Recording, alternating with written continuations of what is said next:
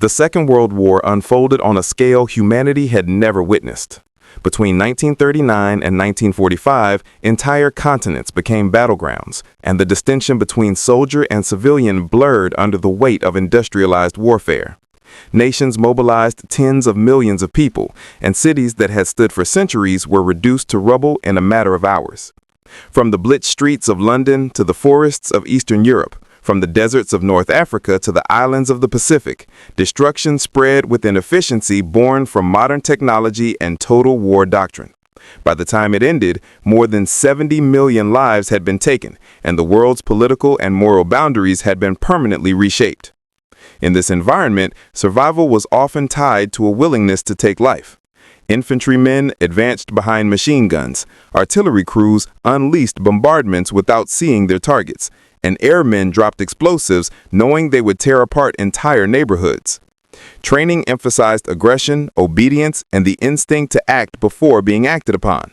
For many, killing was not celebrated, but it was accepted as the unavoidable currency of staying alive. In the crucible of frontline combat, hesitation could mean death, for oneself, for one's comrades, or for the civilians caught between armies. Yet within this world of uncompromising violence, one story stands apart for its stark defiance of the era's brutal logic. It raises a question that seems almost impossible within the context of total war. How could a man walk through the same battlefields, face the same enemy fire, and endure the same hardships as his fellow soldiers, yet refuse to take a life? At a time when nations demanded absolute commitment, and when refusal could lead to severe punishment or even execution, this man held to a conviction that killing, even in war, was something he could not and would not do. The paradox becomes sharper when considering the armies involved. Both Axis and Allied forces punished insubordination harshly. Conscientious objectors faced court-martial, imprisonment, or forced labor. In the most extreme cases on the Eastern Front, refusal to fight could trigger summary execution. Even within democratic nations, wartime governments had little patience for individual moral resistance. Military institutions were built on compliance, and the machinery of war depended on every soldier doing his part. Hints of the soldier's identity deepen the mystery. He served not in a rear echelon role, but on some of the most dangerous front lines of the war. He was exposed to the same artillery blast, the same small arms fire, the same perilous terrain that claimed countless lives. His survival was not the result of obscurity or avoidance. Instead, it came through acts that appear almost contradictory: refusal paired with steadfast service, moral resistance combined with extraordinary courage under fire. The circumstances that allowed this contradiction to exist did not arise by chance. They were shaped by the culture of his home, the legal structures of the army he joined, and the evolving attitudes toward individual conscience during a time of global crisis. As the war intensified, the choices he made and the consequences he accepted would turn his story into one of the most compelling examples of principled endurance in modern history. This is the account of a man who stepped into the deadliest conflict ever recorded and emerged with his convictions intact, leaving behind a legacy that challenges traditional narratives of duty, morality, and survival in war. Desmond Thomas Doss was born on February 7, 1919, in Lynchburg, Virginia, into a working-class family shaped by the hardships of the Great Depression and the deeply religious culture of the American South. His father, William Doss, was a carpenter who struggled to keep steady work, while his mother, Bertha, was a devout Seventh-day Adventist who instilled in her children a strict moral code rooted in nonviolence, humility, and service to others. Their home life was simple, often difficult, but grounded in a faith that placed compassion above confrontation. From a young age, Doss's worldview was shaped by the teachings of the Adventist Church, which emphasized the sanctity of life and the importance of observing the Sabbath. His childhood revolved around church, school, and small acts of responsibility. These beliefs were not abstract ideals to him, but daily practices. He carried a small picture of the 10 Commandments that had hung on his family's wall since he was a child. The image showed Cain standing over the body of Abel, a scene that deeply unsettled him.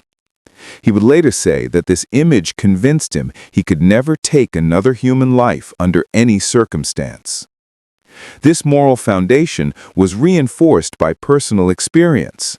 His father, though loving, battled with the psychological weight of unemployment and the trauma of World War I.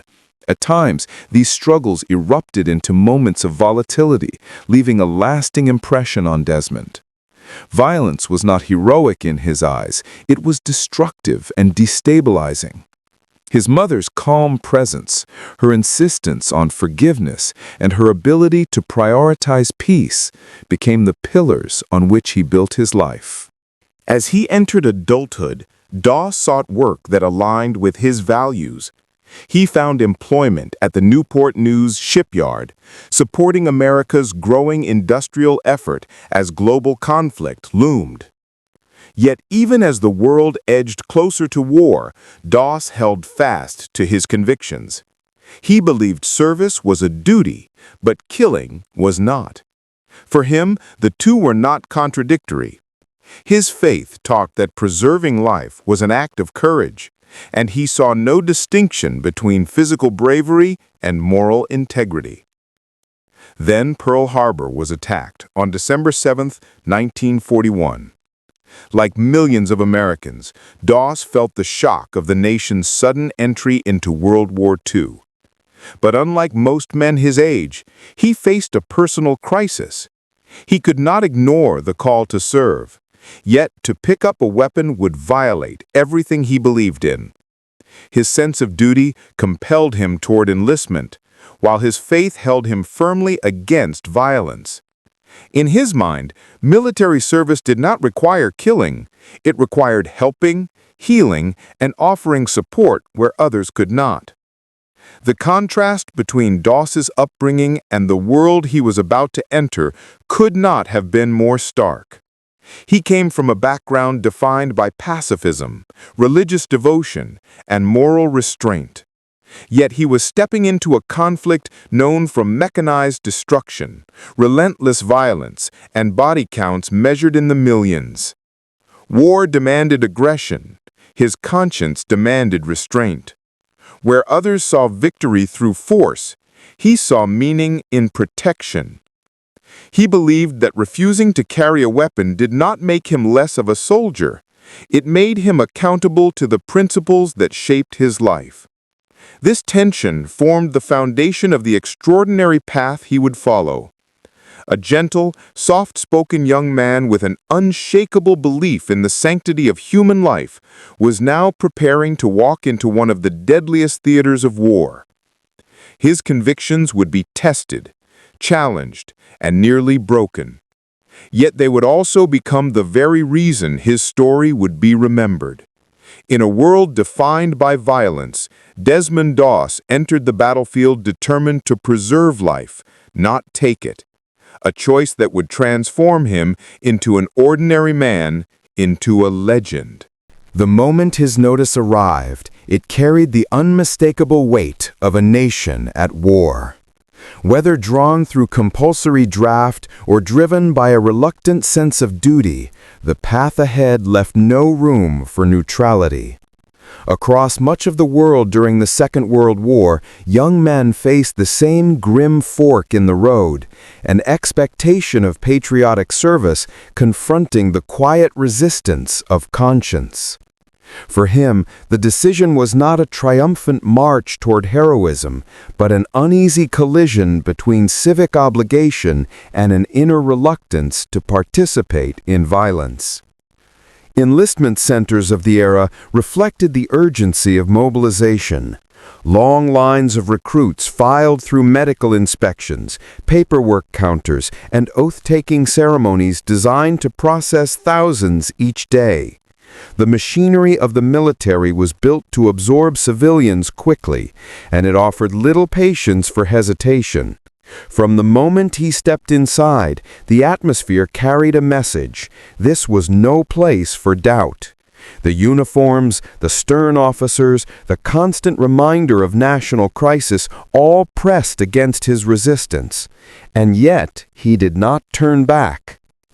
Basic training introduced its own form of conflict. Training camps were intentionally harsh, shaped by the belief that discipline could forge effective soldiers under extreme conditions.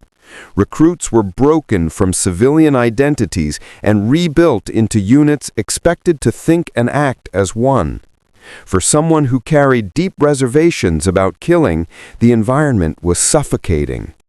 In many armies during the war, especially those under pressure to fill ranks rapidly, there was little tolerance for moral hesitation.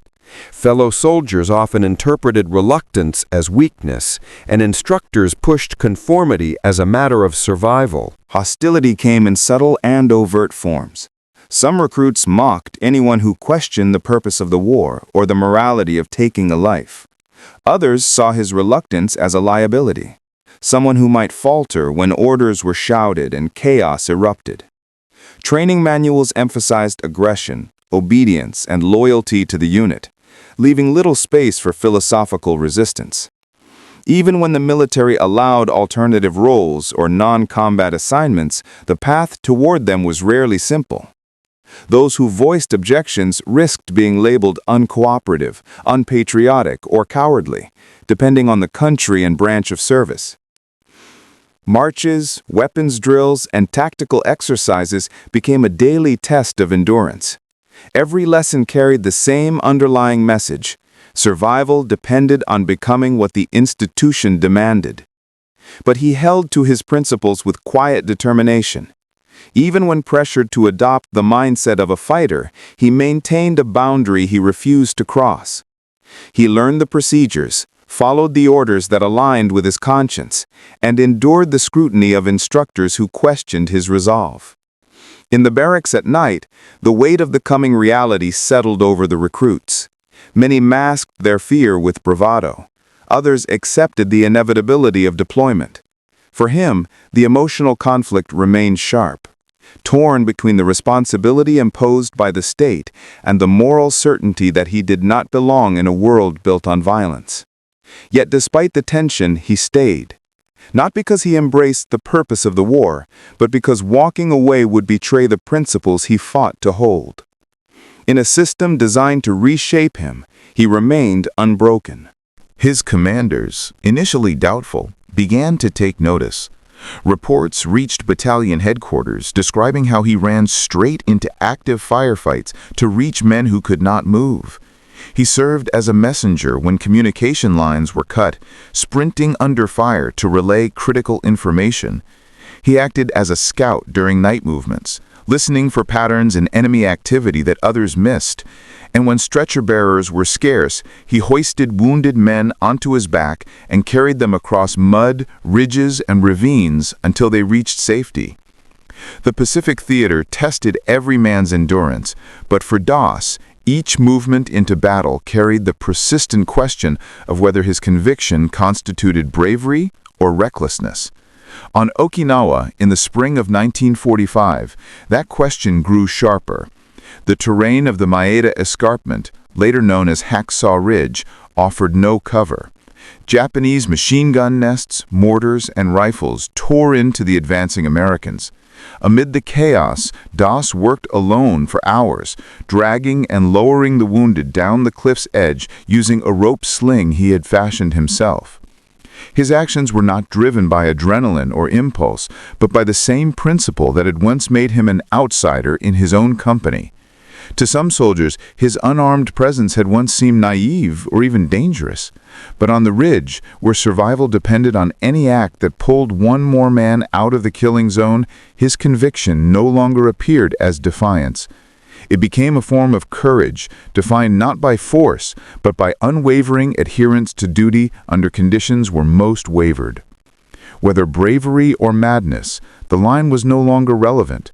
What mattered was the proof before them, a man who refused to kill, yet repeatedly risked his life to save others. Stepping into a war zone without a weapon was almost unthinkable, especially during the Second World War, when every man was expected to fight, kill, and survive by force. Yet the moment Desmond Doss arrived on the front lines in the Pacific, this singular fact about him, his refusal to carry a rifle, spread through his unit with equal parts disbelief and resentment. Among the men of the 77th Infantry Division, the idea of serving beside someone who would not return fire felt at best impractical and at worst dangerous. Commanders viewed him with suspicion, fearing that his presence would undermine discipline. Some of his fellow soldiers openly questioned why a man unwilling to take up arms had volunteered for military service at all. The U.S. Army had encountered conscientious objectors before, but Doss's position was unusual. Unlike those assigned to civilian work, he insisted on serving within a combat unit. He believed deeply in contributing to the war effort while holding firmly to his Seventh-day Adventist conviction against taking life. Regulations technically allowed it, but the culture within his unit did not. In training camps from Fort Jackson to Schofield Barracks, he endured constant pressure. Officers attempted to force him to withdraw or compromise. Other soldiers mocked him, believing he would abandon them when the fighting intensified. Yet despite the hostility, he never wavered in his stance. When deployed to Guam and Leyte in 1944, Doss adapted by assuming roles that placed him near danger without violating his principles. As a combat medic, he moved through the battlefield without the reassurance of a rifle at his side. He learned to navigate terrain by memory, observing where wounded men tended to fall and where enemy fire typically concentrated. Without firing a shot, he became invaluable in retrieving the injured from exposed positions. His speed and endurance allowed him to cross ground that others feared to enter. He carried plasma, bandages, and morphine, where others carried ammunition. The first true confrontation with the front did not arrive with a heroic charge or a clean line of battle. It announced itself long before the soldier ever saw the enemy, in the distant percussion of artillery, in the trembling of frozen earth beneath his boots, and in the knowledge that nothing ahead resembled the world he had known before the war. As he advanced with his unit toward the line, the landscape itself appeared altered by violence, stripped of color and shape, reduced to a wasteland carved open by months of unrelenting conflict. Shellfire dominated the horizon. Each detonation ripped through the air with a force that made the lungs seize. Dirt rained from above, like coarse, bitter snow, carrying with it fragments of the world destroyed, splintered wood, shrapnel, and soil mixed with the remnants of men who had stood there hours earlier. The soldier had trained for war, but nothing had prepared him for the sound of it. The relentless, crashing rhythm left no silence to gather thoughts, no pause to quiet the instinctive recoil of a mind overwhelmed. The trenches were worse. Cold seeped into the body with an indifference sharper than pain. Water pooled along the floor, stinging the feet through soaked boots. Men huddled shoulder to shoulder, their uniforms stiff with mud, sweat, and the residue of gunpowder. Hunger gnawed constantly, a dull ache softened only by the exhaustion that pressed down on every movement. The soldier said nothing, not because he had nothing to say, but because words felt meaningless against the enormity of what surrounded him. The battle began before dawn. Artillery opened first, a curtain of shells that lit the sky in sickening flashes. The order to move forward came without drama, a simple gesture, a nod from an officer whose own face revealed more strain than command.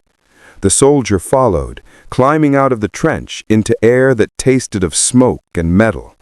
He carried his rifle, but his hands shook too violently for him to trust the trigger. He kept it slung against his shoulder, gripping nothing but the straps of his pack as the world erupted around him. Machine gun fire rattled in sharp bursts ahead. The soldier dropped to the ground along with the rest of his unit, but unlike them, he did not return fire. His beliefs had always forbidden him from taking a life, and now, faced with the chaos of battle, that conviction did not waver. Though it became heavier, far heavier than it had ever been in training or discussion. He watched his comrades shoot toward an unseen enemy. He listened to their shouts, their curses, their desperate attempts to survive. And in that moment, he felt both guilt and clarity. He could not bring himself to fire, yet he could not abandon the men beside him. A shell landed close enough to lift him off the ground. For a second, all sound vanished. When his hearing returned, it was muffled, as though submerged underwater. Dust and smoke rolled through the air. He crawled toward the nearest wounded soldier, applying pressure to a bleeding wound without hesitation, choosing instinctively to save rather than to kill. His actions were small within the vast machinery of war, but they were the only ones that aligned with who he was.